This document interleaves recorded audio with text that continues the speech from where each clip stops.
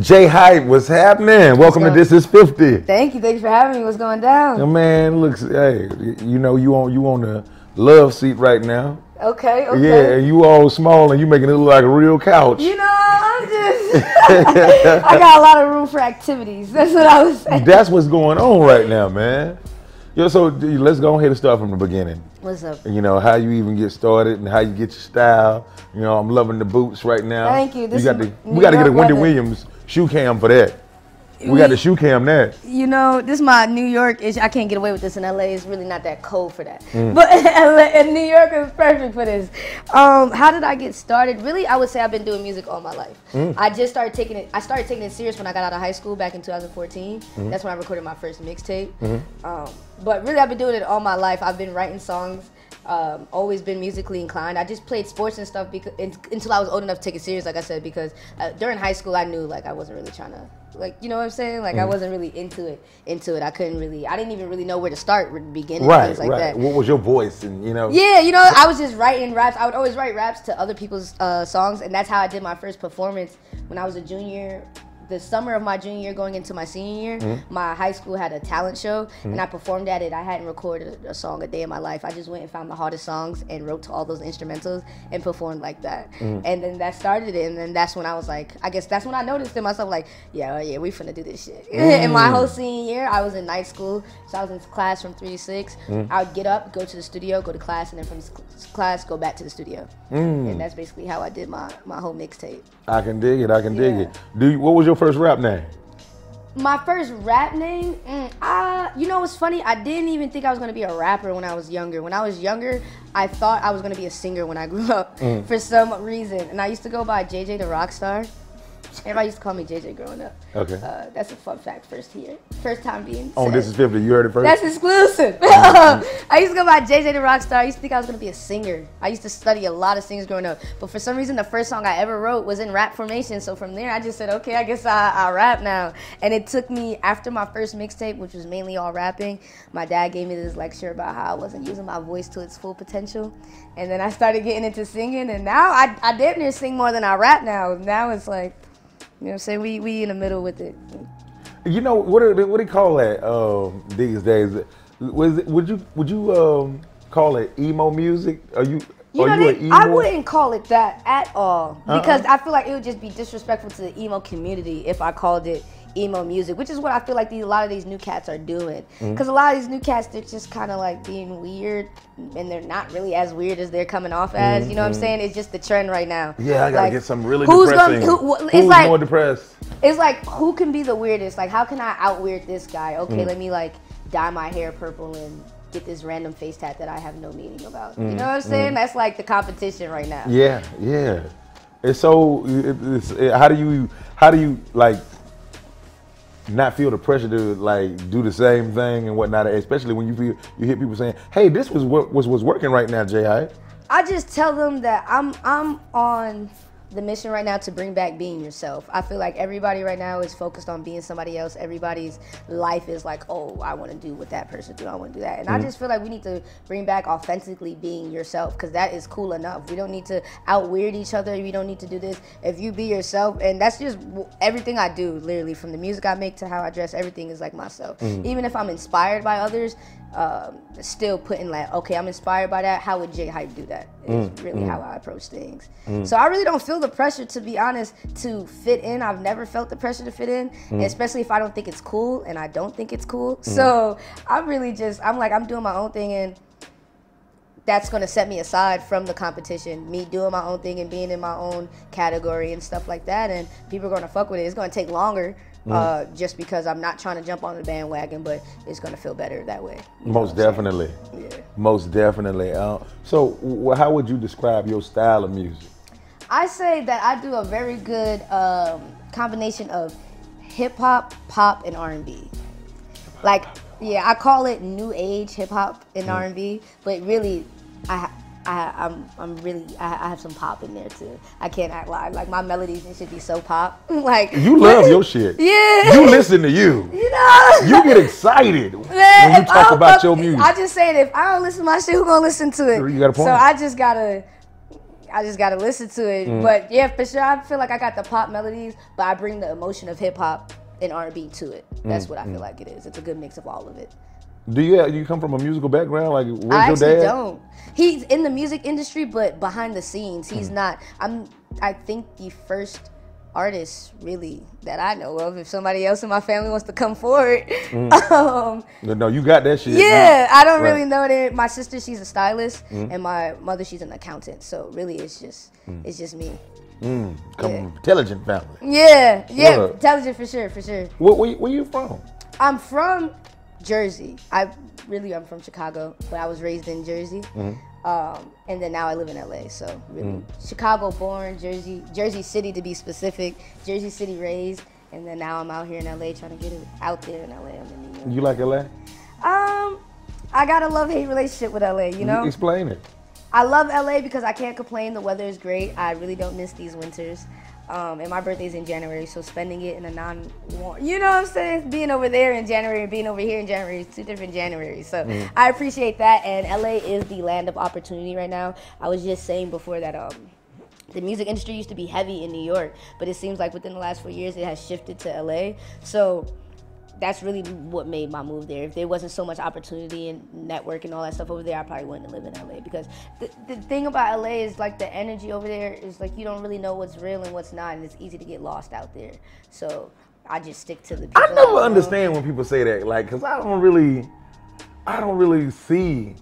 Oh, it's fake. It's fake out there, bro. For instance, give me an example. Like, okay, good example. My father just said earlier, like in LA, like New York, if you're not fucking with me out in New York, they're gonna say, listen, that's just ass. You know what I'm saying? In LA, they'll be like, oh yeah, let's have lunch.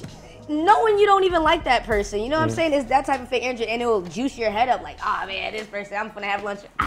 They're not gonna do anything for you though. Right. So it's like that fake energy where I like New York out here, they're gonna tell you like, I'm not wasting my time on that. You're good on that. So you saying that people in LA, they'll fuck with you just in case you just pop in off. case. Yeah, that they keep you in the pocket just in case shit goes. Right. Where New York is authentic, I ain't fucking with that. Yeah. And then people will know, what somebody's saying that, yeah, they don't fuck with me. So I remember not to fuck with you when I'm on. Yeah. But in LA, you like, shit, I think they in LA, you gotta watch people, because you're just like, man, this person might have some like type of hidden agenda out, and it's like they might say they're gonna tell you one thing, but then they're not gonna really do it, or the actions will not match. They just make it sound good out there. That's what it is. LA will make it sound good.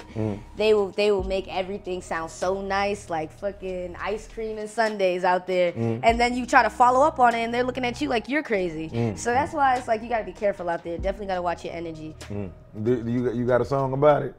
I talk so much shit. I probably do. I probably got like a few about it, about the LA, just the industry. I feel is fake. But those are unreleased music, so it's gonna come out. But I did. Yeah, but like I just feel like, yeah, the industry is mainly in LA, so that might be why it's so thick. I don't know. So you like, what kind of strand you on right now? What you smoking? Oh, I'm big indica. You know me. Shout out to Kush Factory, Jet Fuel. They know I come through there like all the time for that. You out right now, ain't you?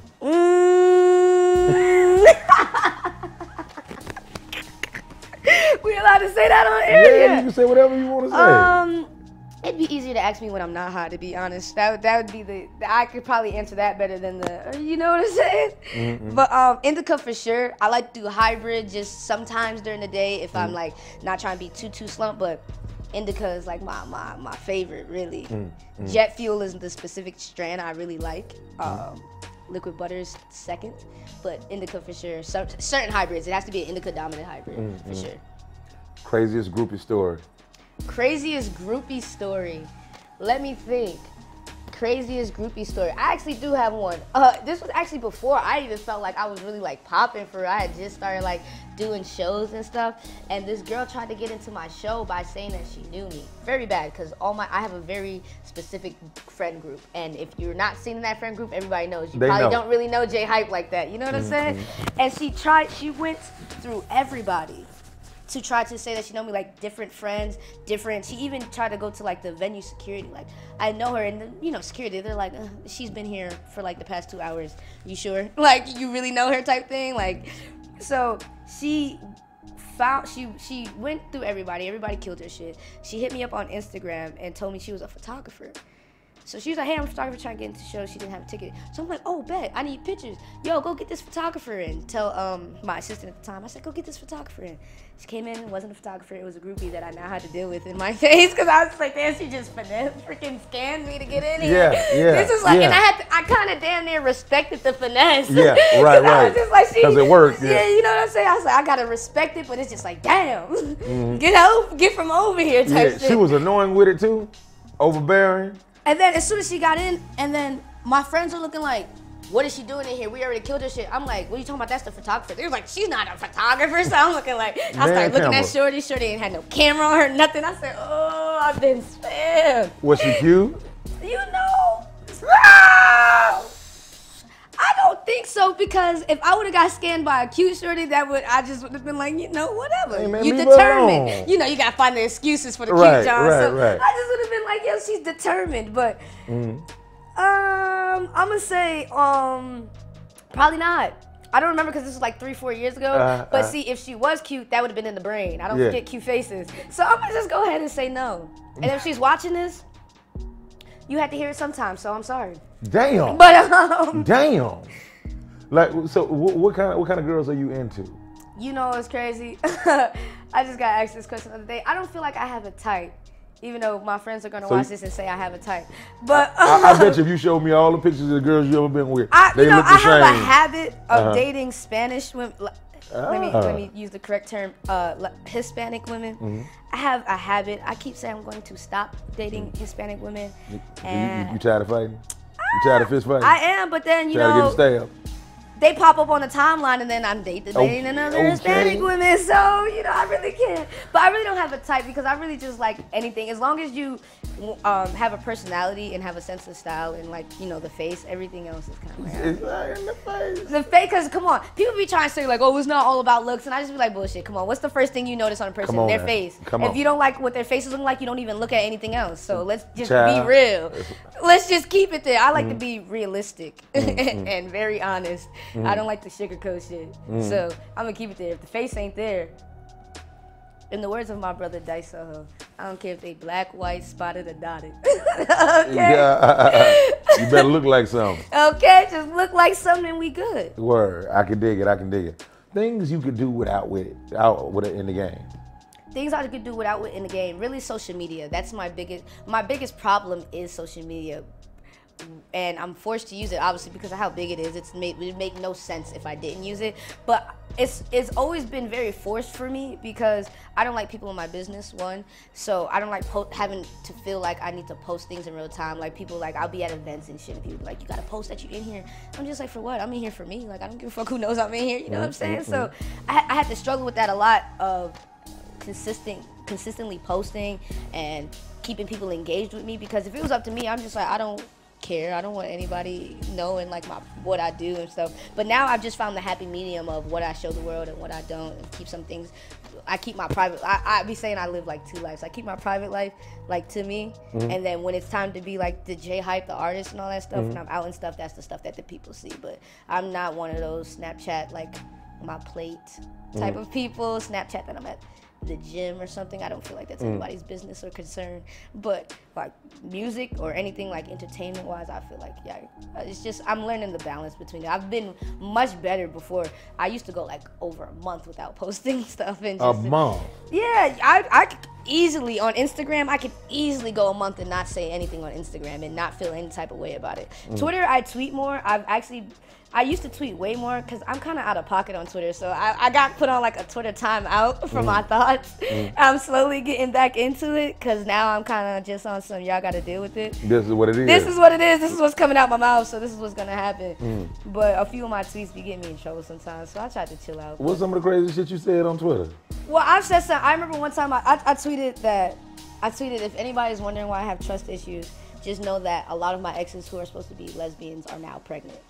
That was a joke, but it was a very serious joke. It was a very serious joke. A lot of my exes are now pregnant, and I was just wondering what happened to the previous information I was given. Because you know what it is? I can answer that for you. A reason why a lot of your exes is pregnant, because women don't want to take care of women. You know. On some stability type shit. They a lot to take y'all care just of, so be I can't fucking them even- girls, man. Y'all ain't finna take care of. Y'all is not trying to wife nobody for real, for real. You know, I'm and just feeling so attacked by this information being brought to me. But tell me if I'm wrong. I'm When not the gonna last say you're time? wrong, When but the I'm last just time you saying took care of a loud. chick? I'm not gonna say you wrong. I'm just saying you loud. Don't tell nobody. Keep it on the before they hear the secrets, and then you know what I'm saying. But yeah, that's definitely it. I'm not even gonna lie to you. That probably is it. Like Also, you probably hit a girl with, you a grown ass woman. You can't take care of yourself. that's just how I feel. But I just feel like, you know, it's that. It's, you know, they lie. You know, they just lie. They just. What? You know, they lie. They Look lie. at my face. It's a lie. Look at me. They lie. This is pain from all the lies. What's some other out-of-pocket tweets? I just tweeted the other day, and I was holding on to this tweet because my friends tried to tell me not to tweet it. They said I was going to get flamed up by the Twitter community, but I had to let it go. A girl DM'd me that saw me on tour, and actually, she was very bold. I said, I put up a post telling people to hit me up if they wanted me to follow them back, and she responded and said, I'm trying to date you, though. And I said, oh. Wow. That's very bold of you. Wow. And then she said, what are your pronouns? That was my first time ever being asked that. So I went on Twitter and I said, somebody just asked me, what are my pronouns? Is this what it feels like to be a part of the LGBT community? And that shit had me cracking up. But will other people find it funny? No, because they're corny. But if you have my sense of humor, that's just hilarious. You know, especially if you know me. Everybody knows, like, my dad will say, like, when people ask, like, is Jay going to Pride or like one of the gay events? And she's like, she's gay, but she's not that gay. Like she's not into it like that's that. That's level 10. Yeah, that's a level, like, you know what I'm saying? Like she's kind of just to herself. It don't really right. Because I don't really like make it a big deal. I just feel like it is what I am. Man. We ain't got to that, and I feel like when people make it a big deal, that's why it's so discriminated against. It should be like when people say like, I feel like as normal it is for a boy to bring home his girlfriend is how normal it should be when I bring home my girlfriend. I don't feel like I need to tell you anything. And my parents understood that too. My pops would just ask me the other day, like, do you feel like you ever came out to me? I said no, because I didn't think it was that serious. I felt like when I showed up home with the girl, you would see, and then that would be it. I didn't feel like I needed to have a serious conversation with you. I thought it was. I didn't realize how serious it was till I got older and saw like National Coming Out Day and seen all these stories. And I said, well, I must have missed the memo because I didn't know I was supposed to have all this. You still in? Yeah, I'm still in, damn near, if we being sick. Yeah. You know what I'm saying? So I just don't look at it like that. I'm like very like, this is me, and that's just it. Why do we have to have a conversation about it? Right. I did. Yeah. Word. So let's get to the music, man. I heard something that was a fun fact that Kanye came to see you one time. Yes, that was back in like, I think 2014, because when I just did my mixtape, on the mixtape I had a song called... This is coming right out. Yeah. Out the gate. Yeah, I dropped my first mixtape and I had a song on there called KOW. And Kanye, he's known me all my life, really. He's known me since I was a kid. Like, in the first song I learned how to rap ever. Hold on, you can't just skip over some shit like that. Why does Kanye know you ever since you was a little girl? My father and him are really close friends. My father actually used to babysit him because we're all from Chicago, like I said. He used to babysit him, and then, you know, my father did design. That's how they started their adult relationship, and seeing he saw his name and stuff like that. And like I said, he's been around since I've been born. And I've known him since before his career really got started. Because like I said, we were all in Chicago and stuff, and he used to come by the house. And when I moved from Chicago to Jersey, I lived in Perth Amboy first before I lived in Jersey City. And he'd come by the Perth Amboy crib, and the first song I learned how to rap was Hey Mama by him. And I remember my pops used to be like, hey, rap the... And this was before it was out. I'm hearing the earlier versions of Hey Mama and learned the words. He'd be like, hey, rap the song for Ye. And I'd run out the room so nervous. No, I'm not rapping it for him. And this was when I was younger, 3 or something like that. So on the mixtape, fast forward all these years later, the mixtape that I put out was just called J-Hype Volume 1. And it was a song on there called KOW, which is Kanye's initials. And damn, it was these haters gonna hate because I'm just too damn. Oh yeah, I was saying like I'm just too damn great, just like KLW. So it was basically a song for him. So it was my first time performing it it was an open mic by my brother. He goes by Wolf Juice. He had these open mics for upcoming artists in Jersey City. And it was my first time going to it, and I remember I went and you performed in the order you signed up in. And I remember I signed up like 4th. Just so I could see who was going on before me. I just wanted to like get a feel, see the energy basically of the night. And my father was acting suspicious all day, so I should have known what was up. But then he called me and he was like, "You gotta go first. My friend is coming." And I said, "Why do I have to?" I said, "No, that's not how this works. I already signed in like 3rd or 4th. Like, you know what I'm saying? Your friend's gonna have to wait." So he finally just said it like, "Kanye is coming to see you, but he can't stay." And I'm just like, what? Like, you just going, let's bring it back, let's rewind. You just gonna spring that on me? Because this was my first time performing that song, first time performing everything off that mixtape, my first performance in a while, really. So I'm just like, oh, what you mean he's coming? And we're at an open mic in Jersey City. You can't just spring that on that. You know what I'm saying? And then he did that, so I had to like do some negotiating and shit, like, hey, listen, without giving like too much information, like, hey, I need to go first, I need to do all this. And he came, he saw me do the song, he left after that. And really that's been, I feel like the start of, if that didn't happen, I don't know if I'd be sitting here. Cause that was like the snowball effect of like, all right, like I'm hard type shit. Cause he was fucking with it, and then after that, I remember he was calling me Baby LeBron. After that, and he was just like, Baby LeBron, she killed that shit. And I said, yeah, okay, I'm doing. That's when I was like, I'm doing this. This gonna be your life. This is it. Yeah, this is it. I knew I didn't want to go to college since I was like a freshman. I was out of high school. I put out this mixtape, and I was trying to see what it was gonna do.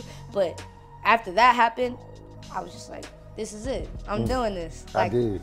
Full time, I'm going all the way in it. There is nothing else that I'm doing besides this, and I've just been at it since then. And yeah, that's why we're sitting here now. Word. So mixtape, EP, or the album? What we doing right now? Right now, I'm working on the next album. Next EP. I had an EP drop earlier this year in January called NEA, which stands for Not Emotionally Available. You love use some acronyms and Okay. Yeah, it stands for NEA. I didn't even realize that's crazy how my shit goes full circle. Yeah. NEA. Yeah, NEA stands for Not Emotionally Available. I had that come out in January. You so emotional. Get your ass out of here. Why he pulling my card? What's up with that? You saw. Basically, so that was a 7-track EP that I had come out this year. And from there, I just really spent the year pushing that and trying to get the right eyeballs on that. Today, I just dropped Days today via SoundCloud and Noisy. And they got behind me. They were nice enough to do a visual and everything for me. And that now I'm working to drop the next EP in January again. That's gonna be another acronym. I'm sure you'll love that. SNA. SNA. Still not available. This is my first time. That's my first time announcing it. So you get the exclusive on that one. But you're too good to me. Yeah, so that's what I'm working on. As soon as I finished NEA, I went in the studio and just started recording a bunch of songs so that when I wanted to get into my next project mode, I'd already have a bunch of shit. So now I just need to go in, listen, figure out what I want my track list to be. If anything, I have too many songs. It's kind of making it hard for me now. So I don't know, like, which ones do I want to put on the project? Which ones do I save as like singles in between and type shit? But yeah, January we got a new project coming, and it's gonna be crazy. It's gonna be crazy. I can't lie. I'm excited for you. Well, this is 50.com, man. I cannot let you leave here without letting us borrow a couple bars till we get on our feet, man. A couple bars? That's not a problem. That's not a problem. You got it. Okay. Tell them what you said, yo. It's what? 4:03. Oh, it's a little past 4. It's a little past 4 o'clock on the goddamn dot, and I'm scheming maybe. And I'm thinking maybe scheming on a fort on a yacht before I'm 24. Her knocking on the door. That's the future trying to tell me, oh, wait, there's some more. So I sit back and listen, drinking tea up in my kitchen. And I only drink the green, like the shit up in my kitchen. And I kind of the hit right now. I kind of the fix right now. I kind of the bitch that hit late night and no she was sits right now. I going straight off the head. Got a bitch that hit my line. She trying to get up in my bed. Only if she make him spread, I'm still going off the dome. Only thing I'm thinking about is getting head to heading home. I think that's all I got to say today. God damn, he's gonna get his head and head home. I like when I hear women dogging women out. Ooh, that's already. So y'all get it too. That's what I be about. I know. I see you. Is there anything you want to say to This Is 50 before we get up out here? This is 50. Thank you guys for having me. I'm having a bunch of fun. I'm kind of sad I got to get the sound check, but I'm having a bunch of fun. Thank you guys for having me. You know what I'm saying? Project dropping in January. Make sure y'all check that out. Days drop today, so make sure y'all for sure check that out. Let's just do it. Let's get it, man. There it is. Like I always say, you just can't say you're real or something. You got to be. We over and we out of here. Do I have something in my eye? Y'all go to commercial. Don't kiss them hoes in the mouth unless you got to. Ooh, I like that. I like that.